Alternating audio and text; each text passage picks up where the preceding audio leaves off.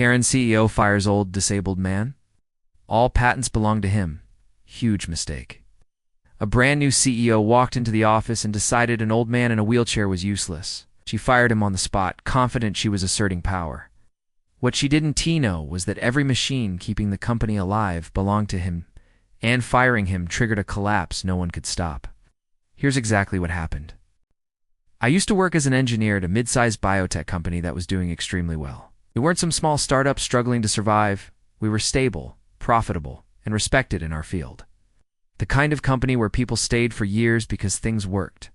Projects ran on schedule, systems were reliable, and everyone generally knew their role. I wasn't at the top of the ladder, but I wasn't new either. I had been there long enough to understand how the company actually functioned behind the scenes. And like most workplaces, the real backbone of the operation wasn't always obvious from job titles or org charts. Some people quietly carried far more weight than others.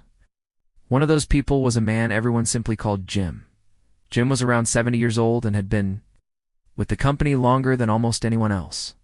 He used a wheelchair and moved slowly, spoke softly, and kept mostly to himself. If you didn't know better, you might assume he was semi-retired or just doing paperwork to pass the time. That assumption would have been a massive mistake. Jim was a genius. I don't use that word lightly. He was the kind of engineer who didn't just follow documentation, he wrote it. Years ago, when the company was still finding its footing, Jim had personally designed many of the machines and proprietary systems we relied on every single day, systems so specialized that no outside vendor could replicate them.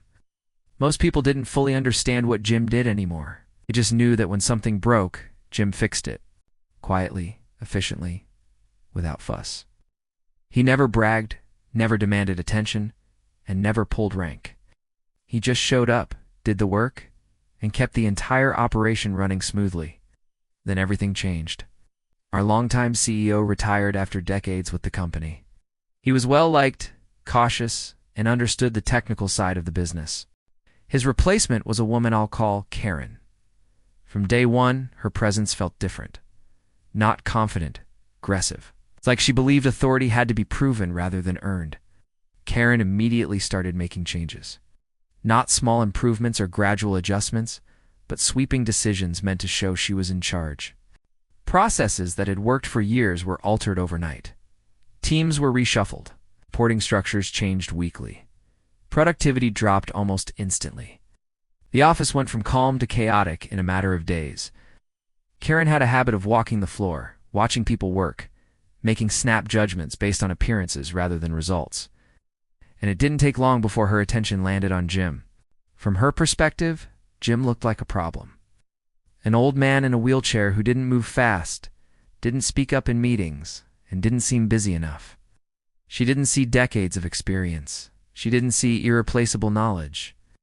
She saw someone she thought symbolized inefficiency. One afternoon, Karen called Jim into her office. The door wasn't fully closed, and more than a few of us overheard what happened next. She accused him of just sitting around all day. She questioned why the company was paying someone who, in her words, didn't seem to contribute. She even made comments about his age and implied that technology had passed him by. Jim barely raised his voice. He tried to explain his role. He mentioned contracts. He mentioned long-term projects. None of it mattered. Karen cut him off. She told him he was fired, effective immediately.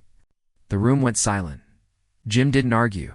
He didn't yell, simply nodded, gathered his personal items, and left the building without saying a word. At the time, most of us were too stunned to react. We knew Karen had made a bad decision, but we had no idea how bad. The fallout didn't happen right away. First, everything seemed fine. Then small issues began appearing. A machine malfunctioned, and no one knew how to recalibrate it. A production system froze, and the documentation was incomplete. Projects stalled because a critical component suddenly couldn't be modified. Karen demanded answers. Managers scrambled. Engineers dug through old files and emails. Nothing helped. Within days, entire sections of the operation were shut down. That's when the truth came out. Jim didn't just design the systems we used, he owned them. Years earlier, when the company was smaller and couldn't afford to buy his work outright, Jim had filed patents in his own name. His contract allowed the company to use those patents only while he was employed. Karen had terminated that agreement. Legally, the company no longer had the right to use the technology that powered its core operations. Every machine Jim designed had to be shut down. Every system he built had to be disabled.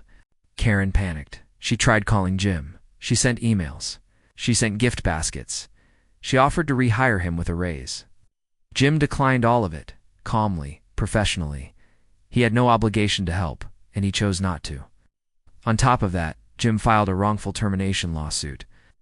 Multiple employees had heard Karen's comments about his age and disability. Those remarks were documented.